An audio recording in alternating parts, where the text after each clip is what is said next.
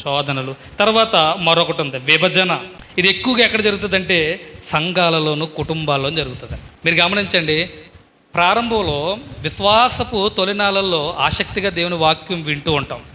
వింటూ ఉన్నప్పుడు మనం గమనించుకోవాల్సిన విషయం ఏంటంటే తొలినాళ్ళలోనే ఒక వ్యక్తికి, ఒక యవనస్తుడికి, ఒక 15 సంవత్సరాలు వచ్చిన యవనస్తుడికి మెచ్యూరిటీ వస్తుంది, మైండ్ మెచ్యూరిటీ వచ్చిన తర్వాత నిజంగా చెప్తున్నాను, అప్పటి నుంచి వాడు మంచి చెడులు ఆలోచించే జ్ఞానం వస్తుంది. లేకపోతే అప్పటి వరకు చిన్నపిల్లడుగానే వ్యవహరిస్తాడు.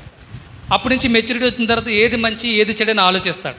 మీరు గమనించండి, వాడు తొలినాళ్ళల్లో ఆ 15, 16, 17 సంవత్సరాల్లో ఆ మెచ్యూరిటీ లెవెల్ వచ్చిన తర్వాత వాడు తీసుకునే నిర్ణయాలు కరెక్ట్గా ఉంటాయా? ఉంటాయని అన్నారంటే మీరు మరి మేధావులని అర్థం అన్నమాట. కనీసం వారికి ఒక 25 నుంచి 30 సంవత్సరాల వయసు రావాలి, మెచ్యూరిటీ లెవెల్స్ పెరగాలి. అలా పెరిగినప్పుడే వాడు ఏమవుతాడంటే వాడు ఆలోచన పరిధి, ఆలోచన సామర్థ్యం పెరుగుతుంది. ఇది మనకు అర్థమైతే తొలినాళ్ళల్లో విశ్వాసులు ఎలా ఉంటారంటే ఇలా అప్పుడే మెచ్యూరిటీ వచ్చిన వ్యక్తులుగానే ఉంటారు. అన్నీ తెలుసు అనుకుంటారు, కానీ వారికి ఏమీ తెలియదు. అప్పుడే ఏమొస్తాయంటే సంఘాలలో విభేదాలు వస్తాయి, సంఘాలలో విభజనలు వస్తాయి. అది సరిగ్గా వీడికి తెలియదు ఈ విషయం. ఆ డాక్టర్ని సరిగ్గా చెప్తలేదండి, అలా చెప్తున్నారు ఏంటండి, వీడు ఏదో వినేసి వచ్చేస్తాడు, అది సరిగ్గా చెప్తలేదట అంటాడు.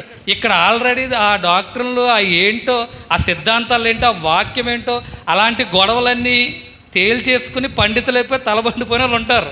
వాళ్ళ మాటలు మాత్రం వినరు.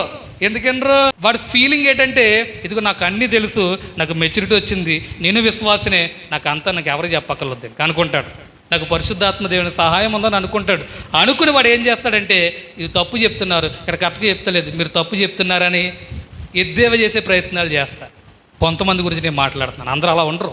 కొంతమంది మెచ్యూరిటీ వచ్చినా కూడా వారు జాగ్రత్తగా నేర్చుకుంటారు, ఆలోచిస్తారు, అమ్మో ఇంకా మనకి రావాలి, ఇంకా సామర్థ్యం పెరగాలని ఉంటారు.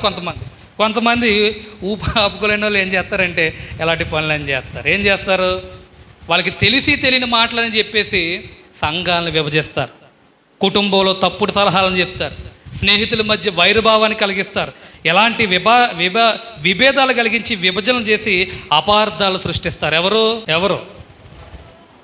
ఎవరంటే అపవాది యొక్క అస్త్రంలో ఉన్నవారు.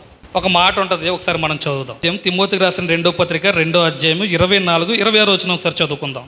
సత్య విషయమైన అనుభవ జ్ఞానము వారికి కలుగుటకై నా ఇష్టం చొప్పున చెరపట్టిన వీరు వాని ఉరిలో నుండి తప్పించుకుని మేలు కొనెదరేమో అని ప్రభు యొక్క దాసుడు అట్టి వారిని సాత్వికముతో శిక్షించుచు జగడమాడక అందరిలో సాధువుగాను బోధింప సమర్థుడిగా కీడుని సహించేవాడుగా ఉండాలి. ఇక్కడ విషయం ఏంటంటే విశ్వాసులు కూడా కొన్నిసార్లు యొక్క అపవాది ఏం చేస్తాడట, ఊరేస్తాడంట. ఇక్కడ ఉందో చూడండి, సాతాను తన ఇష్టం చొప్పున చెరపట్టిన వీరు వాని ఉరిలో నుండి తప్పించుకుని మేలుకొనుదరేమో అని.